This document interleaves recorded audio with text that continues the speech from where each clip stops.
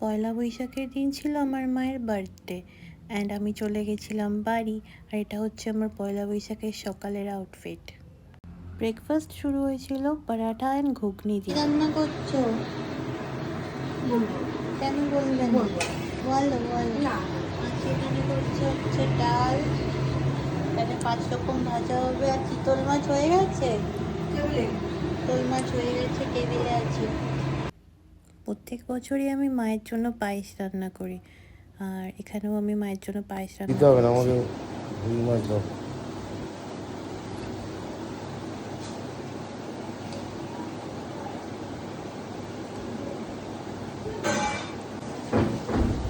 চলে এসছে মিষ্টি দিয়ে।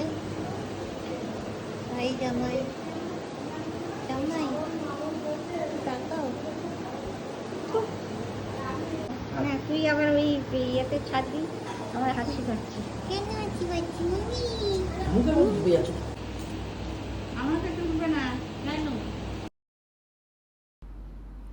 এই শাড়িটা আরিয়ান মানে আমার বর মাকে বার্থডেতে গিফট করেছে, আর আমার গিফট তো আমি আগেই দিয়ে দিয়েছি। এটা দুজনেরই চয়েস ছিল, দুজনেই আমরা চয়েস করে কিনেছিলাম।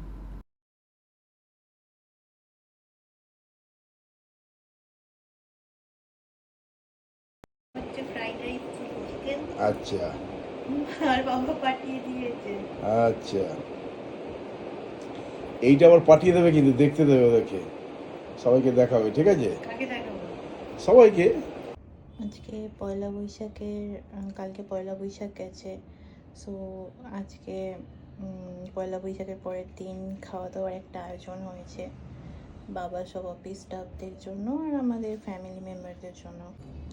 তৃপ্তি ক্যাটারার থেকে সব খাবার এসছে, দেবু কাকু তৃপ্তি ক্যাটারার। সো এখানে কী কী খাবার আছে বলছে। এখানে আছে ভেজ ডাল, ঝুরি আলু ভাজা, ইলিশ মাছের মাথা দিয়ে চচ্চড়ি, ইলিশ ভাপা, গলদা চিংড়ি মালাইকারি, মাটন, দই, পান।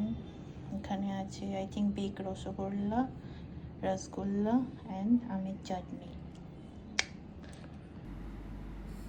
বিকালে তারপর ইয়ার সাথে একটু বাজার কলকাতায় গেছিলাম।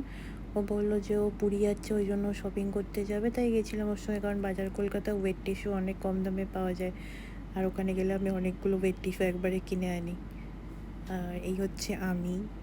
ও তখন ট্রায়াল রুমে ট্রায়াল দিচ্ছিলো, তখন আমি ভিডিও করছিলাম। আর আমার অনেক ওয়েট টিস্যু কেনা হয়ে গেছে। আর এই শর্টসটা আমি নিতাম না, রিয়া আমায় জোর করে কিনতে বললো তুই কেন, তুই কিনলে তাহলে আমিও তোর থেকে নিয়ে পড়তে পারবো।